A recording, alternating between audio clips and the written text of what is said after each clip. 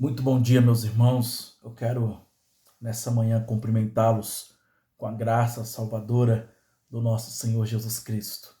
Como é que vocês estão? Eu confesso que estou com muitas saudades de todos os irmãos dessa amada igreja. Eu tenho uma saudade muito grande de estar reunido com vocês.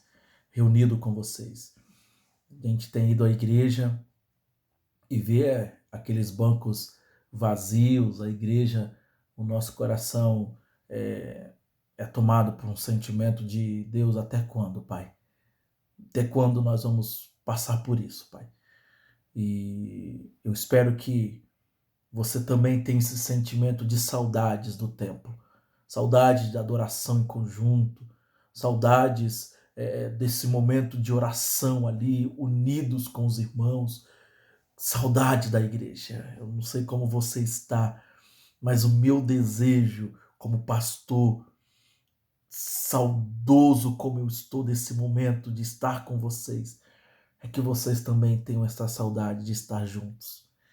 E eu quero nessa manhã compartilhar com vocês, continuar, estudando a palavra de Deus, pois é um momento que Deus nos dá e nós temos que aproveitar as oportunidades, aproveitar o tempo, remindo, conforme diz a palavra de Deus, o tempo, porque os dias são maus. Então vamos aproveitar o tempo que Deus tem nos dado, mesmo ausente, mesmo longe do templo, que possamos nos unir nessa manhã em espírito para estudarmos a palavra de Deus. Amém? Vamos orar primeiramente, depois nós vamos prosseguir com aquilo que vamos trabalhar e conversar e estudar nessa manhã. Ó Pai, nessa manhã de domingo, um domingo especial, um domingo onde celebramos o Dia das Mães, nos colocamos em Tua presença, Pai, agradecendo ao Senhor por essa oportunidade que temos de poder falar da Tua palavra, de estudar a Tua palavra, de expressar aquilo que o Senhor tem dado a nós para a nossa edificação como igreja. O nosso coração, Pai, se emociona porque temos saudades da igreja, ó Pai. Saudade dos meus irmãos, saudade das minhas ovelhas, saudade de cada uma delas, ó Pai. Ó Deus, que Tu tenhas misericórdia da Tua igreja, do Teu povo, Pai, nesse tempo. Que o Senhor possa cuidar de cada um dos irmãos que estão distantes, ó Pai.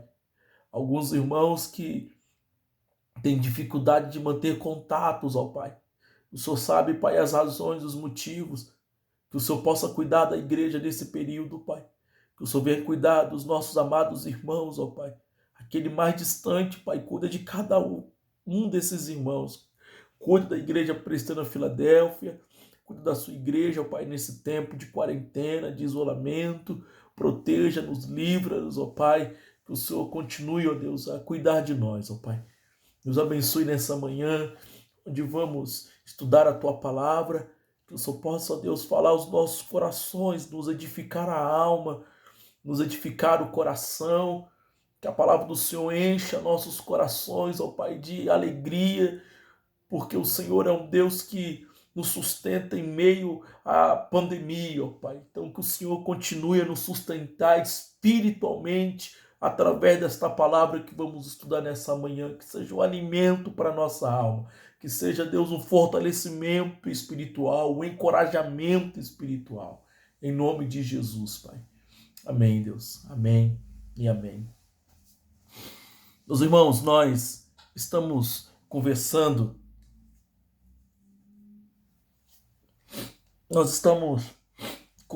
sobre batalha espiritual. Tem sido uma batalha muito grande, uma batalha espiritual, vivermos esse tempo, passarmos por essa situação toda. E nessa segunda aula eu quero ver com vocês sobre diversidade, evangelização, acertos desse movimento de batalha espiritual. E eu tomo como base para a nossa aula nessa manhã o texto de Paulo aos Gálatas, capítulo de número 5, do verso 19 a 21, é onde Paulo vai fazer a lista das obras da carne. A epístola de Paulo aos Gálatas, capítulo 5, verso 19 até o verso de número 21. Eu vou fazer a leitura de todo toda essa parte, né, onde Paulo trata exclusivamente das obras da carne e do espírito, mas a lição vai frisar e destacar apenas os versos 19 a 21, que são as obras da carne, ok? Então eu vou ler do verso 16 até o verso 26. Digo, porém, andai em espírito e jamais satisfareis a concupiscência da carne. Porque a carne milita contra o espírito e o espírito contra a carne, porque são opostos entre si, para que não façais o que porventura seja do vosso querer. Mas, se sois guiados pelo espírito, não estáis sob a lei. Ora, as obras da carne são conhecidas e são prostituição, impureza, lascívia, idolatria, feitiçarias, inimizades, porfias, ciúmes, iras, discórdias, dissensões, facções, invejas, bebedices, glutonarias e coisas semelhantes a estas, a respeito das quais eu vos declaro, como já outrora vos preveni, que não herdarão o reino de Deus os que tais coisas praticam. Mas o fruto do Espírito é amor, alegria, paz, longanimidade, benignidade, bondade, fidelidade, mansidão, domínio próprio. Contra essas coisas não há lei.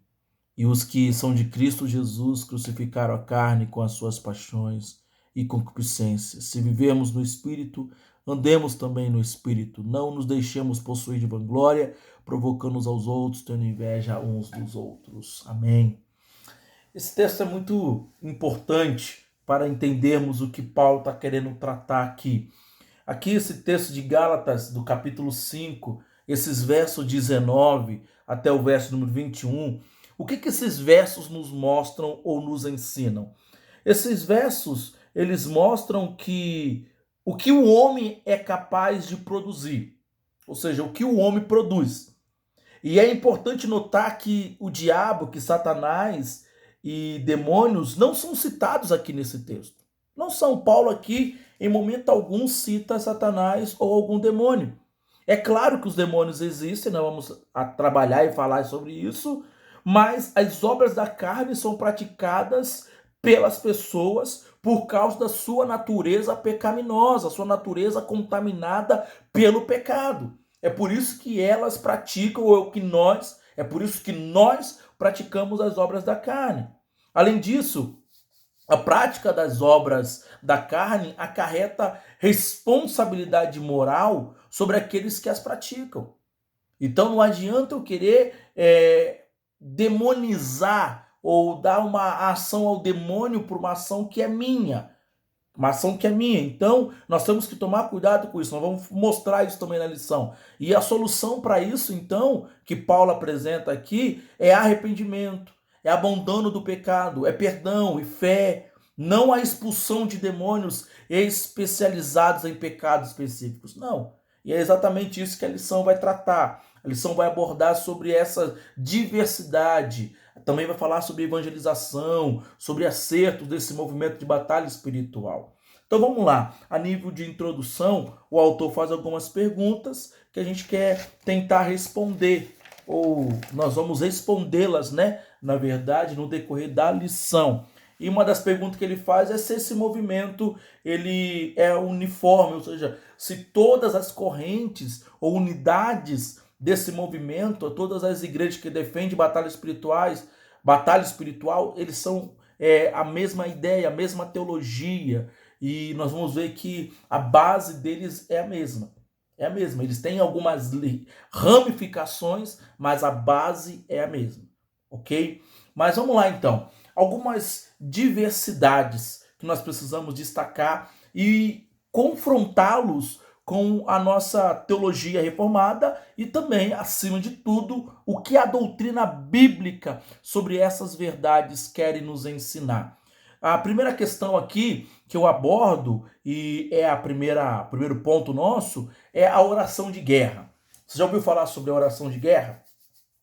O que o movimento de batalha espiritual define sobre oração de guerra? Então eu preciso fazer essa definição, esse conceito de oração de guerra. Veja bem, o conceito de oração de guerra descreve a oração funcionando como uma arma pela qual a igreja pode neutralizar a ação dos demônios. Segundo o movimento de batalha espiritual, a oração de guerra é uma arma que a igreja usa para neutralizar as ações do demônio.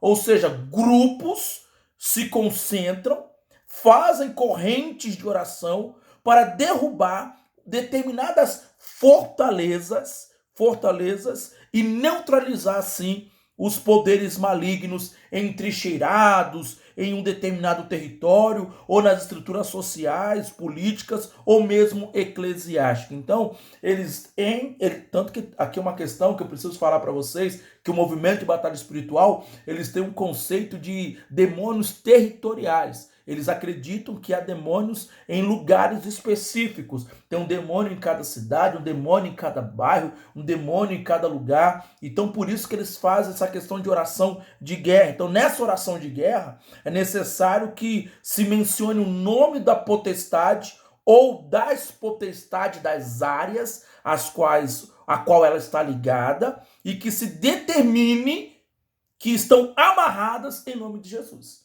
Esta é a oração de guerra. Outra questão sobre a oração de guerra, segundo eles dizem que a igreja pode amarrar pelas orações ou pela oração de guerra não somente os demônios territoriais, mas ela pode amarrar a igreja também os espíritos malignos que supostamente são responsáveis por desvios morais, por desvios de condutas, como o demônio da embriaguez, o demônio do adultério, o demônio da mentira, o demônio da ira. Eles falam que isso são demônios, são espíritos malignos que possuem as pessoas para agirem dessa forma. E aí então você deve amarrar. Basta você vocalizar que ele está amarrado e pronto. Está determinado. Ele fica amarrado. É muito importante nesse tipo de confronto, segundo eles, identificar o demônio que está sendo amarrado e você então falar em nome de Jesus. Você tem que conjurar em nome de Jesus, entendeu? Você tem que falar ali, em nome de Jesus, eu amarro o demônio da mentira. Em nome de Jesus, eu amarro o demônio do adultério. Em nome de Jesus, eu amarro o demônio da inveja. Então eles vão trabalhando essa ideia na oração de guerra. Agora, olhando para isso, nós temos que questionar, e nós? O que nós pensamos biblicamente sobre isso? Qual é a nossa posição diante disso? Há alguns problemas sérios com esse conceito de oração de guerra.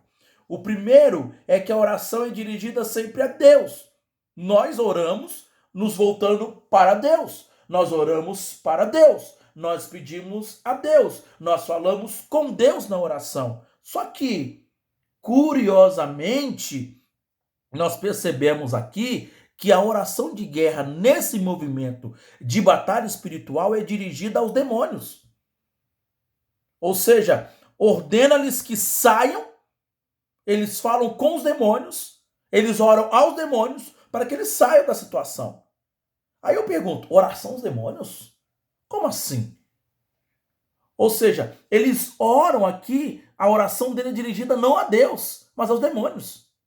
Quando eles fazem oração de guerra, eles estão orando para os demônios, não estão orando para Deus. E isso aqui nós temos que tomar esse cuidado, para não entrarmos nessa linha e acharmos que isso pode ser algo, não, está orando, determinando. Não existe oração. Que oração determinar é essa? De amarrar demônios, de amarrar esse tipo de coisa. Então tem que tomar esse cuidado. Uma outra coisa séria também, um outro problema sério com isso, é que, curiosamente, a oração não é mencionada em Efésios 6. Vocês já leram Efésios 6? Com certeza. Efésios 6 fala das armaduras espirituais, fala das armas de batalha espiritual do cristão. E ali nós encontramos verdade, nós encontramos a justiça, nós encontramos o evangelho, nós encontramos a fé, que é o escudo da fé, o capacete da salvação e a espada do Espírito, que é a palavra de Deus. Nós não encontramos a oração. A oração não é uma arma de guerra. Não. A oração é um instrumento de comunhão com o Senhor, que relaciona ou que se relaciona ao emprego de todas as armas. Mas a oração não é uma arma de guerra. A oração é um meio de comunhão com Deus que o cristão tem. Nós temos que olhar para isso e, em vez de olhar a oração como uma arma de guerra, porque em Efésios 6 as armas de guerra são outras. A armadura são outras. Você vai guerrear, vai pelejar com a palavra. Com a palavra. É pela palavra de Deus. Tá vendo a diferença aqui? Então, nós temos que tomar esse cuidado. Outra coisa muito séria aqui também, além que a oração é dirigida a Deus, mas eles fazem oração ao diabo. Eles falam oração ao diabo porque eles falam para o diabo, eles não falam com Deus. A questão também da oração como arma de guerra, e não é. Oração é meio de comunhão e intimidade com Deus. E o terceiro problema que eu vejo aqui é aquilo que os adeptos desse movimento de batalha espiritual identificam como obras causadas por demônios específicos, como demônios da embriaguez, demônios da ira, demônios da violência e demônios da inveja. Eles falam que isso são demônios específicos. Só que, na verdade, as obras da carne mencionadas por Paulo estão aqui citadas. Paulo, quando fala aqui em Gálatas, ele fala: as obras da carne são conhecidas e são prostituição, lascívia, impureza, idolatria, dissensões, discórdias, iras, ciúmes, invejas, bebediça, glutonaria, são obras da carne. Ele não cita aqui o diabo. Só que eles, do movimento de batalha espiritual, eles querem demonizar, dar ao demônio essas ações da pessoa, sendo que isso são o quê? Desvios morais, desvios de falta de vida espiritual. A diferença é essa atribuição a demônios de uma responsabilidade pessoal do pecador. É responsabilidade do homem, é minha responsabilidade, é nossa responsabilidade de andarmos no Espírito e de não satisfazermos as concupiscências. O que são concupiscências ou o que é concupiscência? Concupiscência é desejo. Eu não posso dar vazão aos desejos da minha carne. A minha natureza, ela é inclinada para o mal. A minha natureza é corrupta. A minha natureza é contaminada pelo pecado. Então eu não posso deixá-la dominar a minha vida. Eu não posso ser guiado pela minha natureza, porque ela vai me conduzir para a prostituição. Ela vai me conduzir para mentira, para lascívia, para ira, para bebedice, glutonarias. É isso que a minha natureza vai me inclinar. Eu não posso, então, ser conduzido por ela. Eu preciso ser conduzido pelo Espírito. Mas se eu ceder à minha natureza, não é o demônio que me possuiu. Não, foi eu. A culpa é minha. A responsabilidade é minha. Então, para eu vencer isso, eu preciso combater as obras da carne em santificação, ou me santificando. Tudo aquilo que nós falamos na revista passada, santificação. Você combate as obras da carne se santificando a Deus, não amarrando demônios. Eu amarro o demônio da mentira. Não, querido. Você tem que falar a verdade. Você tem que parar de ser mentiroso e falar a verdade. Eu amarro o demônio da inveja. Não. Você tem que orar para Deus mudar o seu coração e você não desejar mais o que é dos outros, o que é do próximo. É assim que tem que ser. Não é você amarrar, eu amarro o demônio do adultério. Não, você tem que parar de desejar, de cobiçar as coisas dos outros, ou a mulher dos outros, ou outra mulher que não seja sua esposa. Então, ou outro homem que não seja o teu marido. Então nós precisamos, não é amarrar demônios, não é amarrar. Eu amarro o demônio da fofoca. Não, irmão, você tem que fechar sua boca. Amarrar a língua. Nós temos que fechar a boquinha e parar de falar mal. É isso que nós temos que fazer. Ok? Então, nós vimos a questão desse primeiro ponto, o conceito da oração de guerra. Agora, uma outra coisa que me chama a atenção aqui, também na diversidade, é a questão da evangelização e do aconselhamento na batalha espiritual. Porque todo o ministério do movimento de batalha espiritual, veja bem, eu vou repetir, todo movimento de batalha espiritual é baseado em expulsão de demônios, inclusive a evangelização. Inclusive a evangelização. O evangelismo dele consiste em quê? O evangelismo de expulsão procura primeiramente expulsar os demônios territoriais de uma determinada região, para que as pessoas daquela região possam aceitar o evangelho. Então, como eles acreditam em demônios territoriais, para eles irem em determinados lugares, eles primeiro precisam ir ali naquele lugar e expulsar ali o demônio territorial que impede as pessoas de aceitarem a Jesus, segundo eles. Então eles têm que expulsar os demônios. Já o aconselhamento de expulsão, segundo eles, procura ajudar as pessoas escravizadas por desvios morais, inclusive crentes, expulsando assim demônios responsáveis por esse desvio. Então, para eles acreditam que os demônios são responsáveis por esses desvios. Esse modo de ministério baseado em expulsão é a principal característica dos pregadores ligados ao movimento de batalha espiritual. Por isso que você vai ver muito desses pregadores do movimento de batalha espiritual que só falam de expulsão. Tem que expulsar demônio. O pessoal aparece lá com uma crise financeira. Tem que expulsar esse demônio aí que tá te atrapalhando crescer financeiramente, hein? Você tem que expulsar esse demônio que tá comendo toda a sua comida na sua casa, por isso tá passando miséria. Então eles não olham para ajudar as pessoas a melhorar a vida delas. Eles querem expulsar demônio. Então, outra questão é que, segundo o movimento de batalha espiritual, Satanás, ele designou um demônio ou vários demônios para controlar cada unidade geopolítica do mundo. Eles acreditam nisso. Esses espíritos malignos ocupam e controlam os territórios sobre a sua autoridade. Eles acreditam que há um demônio controlando cada território.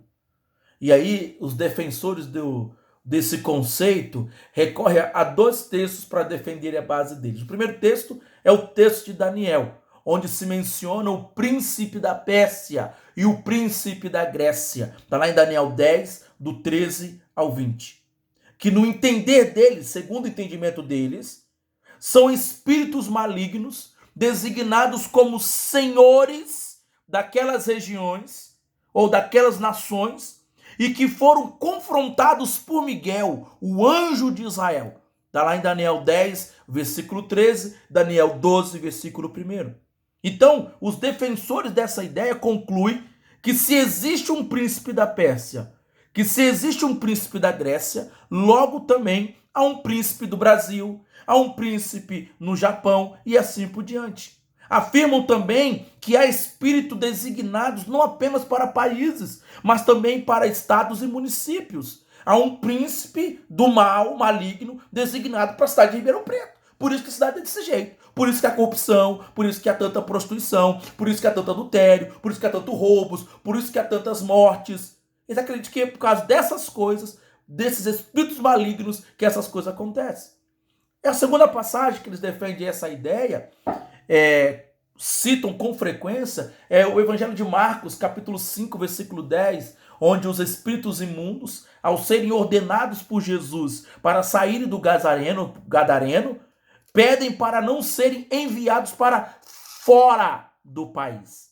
E aí, como é que eles interpretam esse fora do país? Segundo eles, se isso acontecesse, eles seriam punidos por uma invasão ou por invasão de país alheio.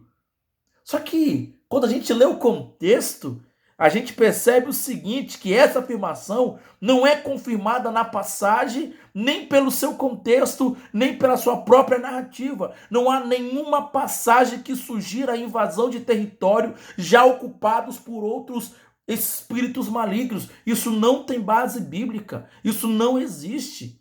Então, o que se conclui? Conforme os ensinos do movimento de batalha espiritual, os demônios territoriais influenciam os moradores de uma região por meio do ocultismo, procurando levá-los à perdição, impedindo que sejam alcançadas com a verdade do evangelho. Nesse ponto aqui, nós podemos estar certo a afirmar isso. Por quê? Porque segundo Paulo, em 2 Coríntios 4:4, o Deus desse século cegou-lhes o entendimento para que não vos resplandeça a luz do evangelho. E de fato, há muitas pessoas com a mente obscurecida por causa das ações do mal. Mas a Escritura não menciona demônios territoriais organizados geograficamente com autoridade sobre regiões específicas. Não há um demônio responsável por Ribeirão Preto, ou pela cidade de Cravinho, Pradópolis, ou por Serrana. Tem um demônio em cada cidade que é responsável por prender os moradores. Não, queridos, não existe isso. Então, eles acreditam que o evangelismo precisa primeiro ser feito ali o que eles chamam de expulsão do demônio territorial.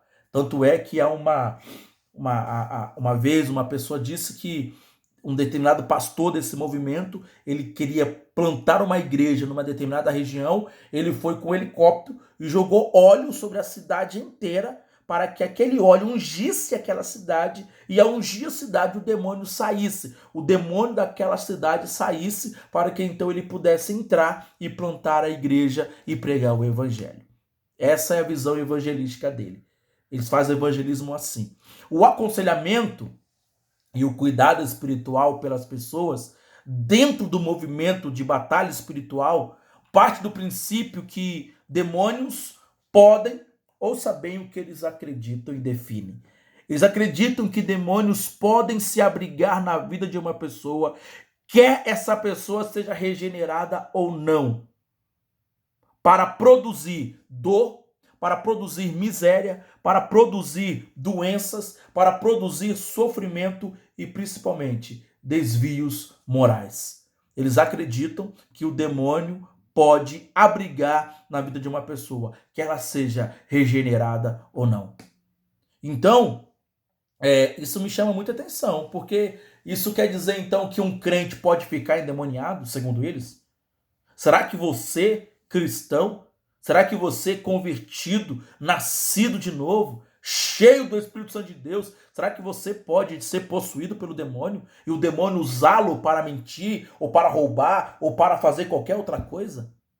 Então, e uma outra coisa que me chama a atenção é que em casos graves e reincidentes, se você vai no culto de libertação dessas igrejas e ali você é liberto e o demônio vem, você continua com o mesmo demônio, segundo eles, quando há casos graves de reincidentes, os próprios cristãos são orientados à prática da auto-libertação, ou seja, expulsar seus próprios demônios. O próprio crente põe a mão sobre a cabeça dele, eu expulso esse demônio, está amarrado esse demônio. Já viu isso? Imagine, se manifestar em você mesmo, como é que você vai fazer? Então são coisas que são contraditórias, não tem base bíblicas para isso. Não há nenhuma referência bíblica para essa ideia que eles fazem. Nesse tipo de aconselhamento, você vê que para evangelizar tem que tirar o demônio territorial. Para aconselhar, eles aconselham as pessoas a fazerem isso, a expulsar esse demônio. Se vai um casal ali que está brigando demais, o casal está brigando, discutindo, muito problema, muita dificuldade, é financeira, é problema com o filho, é problema com o marido, é problema com a esposa. Se eles vão aconselhar, sabe o que eles vão falar? Não, tem que expulsar esse demônio aí. Tem um demônio da contenda, tem um demônio que está atrapalhando vocês, é um demônio da briga, o demônio da inveja, o demônio dos ciúmes. É isso que eles falam. Então, nesse tipo de aconselhamento, todos ou quase todos os problemas são resolvidos por expulsão de demônios, o que reduz drasticamente a responsabilidade da pessoa sobre seus próprios atos.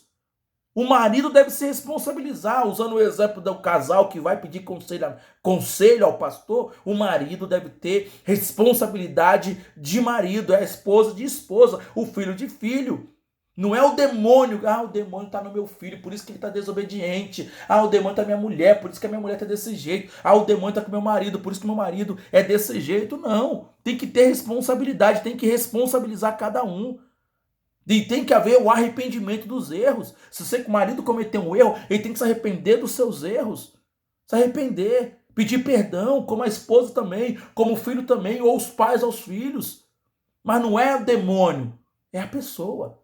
É isso que tem que entender. Então, sobre a questão do aconselhamento, segundo eles, o aconselhamento é feito por meio de expulsões. Evangelismo por meio de expulsões, aconselhamento por meio de expulsões. Eles expulsam demônios territoriais e no aconselhamento tem que expulsar o demônio da pessoa. Se a pessoa está sendo muito iracunda, se a pessoa é irada demais, tem que expulsar esse demônio da ira. Não, querido. Não existe demônio da ira. Nós vimos aqui em Gálatas que isso é obra da carne. É obra da carne. A ira é obra da carne. A pessoa precisa mudar. E para mudar, tem que estar cheia do Espírito Santo. Tem que se nascer de novo. Ok? Última coisa, e eu finalizo com essa. O que nós podemos concordar com o movimento de batalha espiritual? Qual a nossa posição e visão disso? Então fazemos uma avaliação bem lúcida e genuína. Nós precisamos admitir que há alguns elementos vistos aqui com os quais podemos concordar. Primeiro deles, a realidade das forças do mal. Nós não podemos negligenciar isso. É verdade que Satanás e seus demônios são reais e que estão em atividade hoje. É preciso que a igreja tenha plena consciência da realidade, do poder e da atuação das forças do mal. Nós temos que nos conscientizar disso. A igreja é tentada a perder a visão espiritual, deixando de enxergar o que não pode ser visto com os olhos humanos. Nós não podemos. Não podemos ser indiferentes às realidades espirituais. Nós temos que ter consciência que o diabo, ele existe. Que o diabo, ele está aqui para atrapalhar, para querer impedir o crescimento da obra de Deus. Outra questão que nós temos que concordar é a preocupação evangelística. O movimento de batalha espiritual tem demonstrado zelo evangelístico. Eles vão muito, eles evangelizam demais, mesmo evangelizando de forma errada. Não, tem que expulsar demônios territoriais. Agora, querido, nós, cristãos, que conhecemos a verdade, que sabemos a verdade, nós precisamos engajarmos no evangelismo.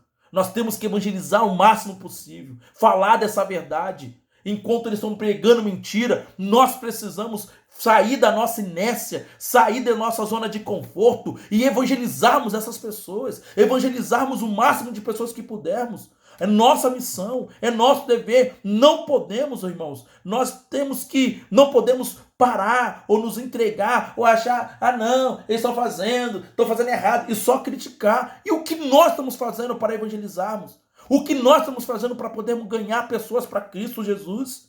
Então nós que conhecemos, que temos o zelo, o conhecimento da palavra de Deus, nós temos que pregar a verdade para as pessoas. Outra questão que a gente precisa entender dele e concordar é o zelo e a ênfase na oração. A gente vê que esse povo do movimento de batalha espiritual, eles dão muito destaque à oração. E a oração é sempre bem-vinda, irmão. A oração é bem-vinda. É verdade que o conceito de oração abraçada pelo movimento diverge em muitos aspectos do conceito bíblico de oração. Mas em vez de ser uma arma de guerra para guerrearmos contra os demônios, ou um instrumento para reivindicarmos e queremos alguma coisa de Deus, eu determino que o Senhor faça isso. Não, não é assim que temos que orar. A oração é o meio pelo qual os filhos de Deus buscam o Pai e entregam-se a Ele junto com seus problemas e aflições. Oração é o meio de comunicar com Deus, é o meio de se colocar diante de Deus, é o meio de você falar com Deus. Isso é oração, é o nos aproximar de Deus. Mesmo tendo o conceito errado de oração, estranho, antibíblico, eles oram. E nós, que sabemos a verdade, que temos o conceito certo, que sabemos que oração é o meio de comunicação com Deus, como é que nós estamos diante de Deus na nossa vida de oração? Temos orado? Temos buscado a Deus em oração? Temos intimidade com Deus? Eu concluo falando para você algumas verdades em forma de perguntas. Como é que está a sua vida diante de Deus, meu irmão? As obras da carne têm sido recorrentes em seu viver diário? Se esse for o caso, eu peço a você nessa manhã que você reconheça isso. Reconheça os pecados. Arrependa-se deles enquanto há tempo. Abandone esses pecados e busque o perdão de Deus por meio da oração e por meio da fé. Amém? Vamos orar, agradecer a Deus por essa manhã e por essa aula. Pai bendito, Pai amado, Obrigado pela tua palavra nessa manhã dada a nós. Obrigado por esse ensino, ó Pai. Obrigado, ó Pai, que o Senhor possa nos edificar na tua palavra, que o Senhor possa nos fortalecer espiritualmente, que tenhamos em mente a nossa responsabilidade como cristãos, ó Pai. Que tenhamos consciência, Pai, daquilo que temos que fazer como homens e mulheres de Deus. Abençoe a tua igreja, guarde o teu povo no poder do nome de Jesus. Amém, amém e amém. Queridos irmãos, que Deus possa abençoá-los. Logo mais nós teremos o nosso culto, onde pregaremos o Evangelho, a palavra de Deus. Convide pessoas, divulgue para pessoas, convide seus parentes. E se você tiver dúvidas, me procure, anote a pergunta e você pode me fazer depois todas as suas perguntas, que nós teremos muito prazer para respondê-la. Deus abençoe, feliz Dia das Mães para todas as mães, tenha um ótimo domingo e um bom almoço para todos. Em nome de Jesus.